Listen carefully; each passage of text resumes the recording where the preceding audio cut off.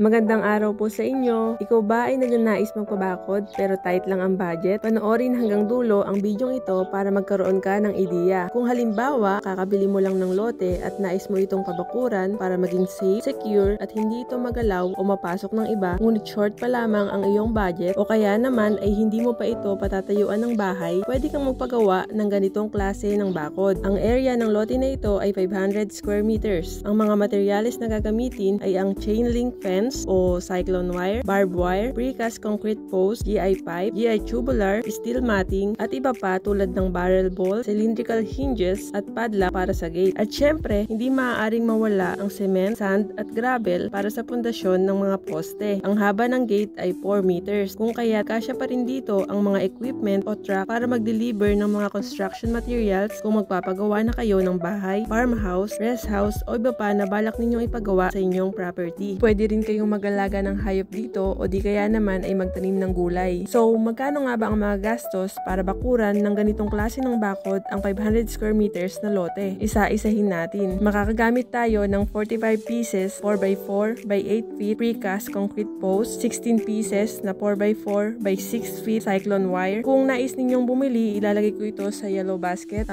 para makamura na rin kayo. Syempre, kakailanganin din ng 4 rolls na barbed wire. Ilalagay ko rin sa yellow basket para sa mga nais umorder, 20 bags of cement, 1 cubic meter of sand, 2 cubic meters of gravel. Para naman sa gate, 6 pieces 1 by 2 by 2 mm GI tubular para sa frame, 1 piece 2 inches diameter GI pipe, 4 pieces na 2 by 2 steel matting at mga gate accessories. Sa kabuuan, ang magagastos ay mula 75,000 pesos hanggang 95,000 pesos. Disclaimer lamang po, depende pa rin sa contractor, supplier, location at iba pang factor ang maaaring maging kabuuan ng mga gastos. At para sa mga professional advice, hire an engineer or an architect. At kilalanin po ninyong mabuti ang magiging contractor, engineer, architect o foreman ninyo para iwas stress at hindi kayo maloko. Kung nagustuhan mo ang aking video, please hit like, follow, and subscribe for more. Narito ang mga services offered namin. Maaari rin ninyo kong kontakin sa mga sumusunod. Salamat sa panonood!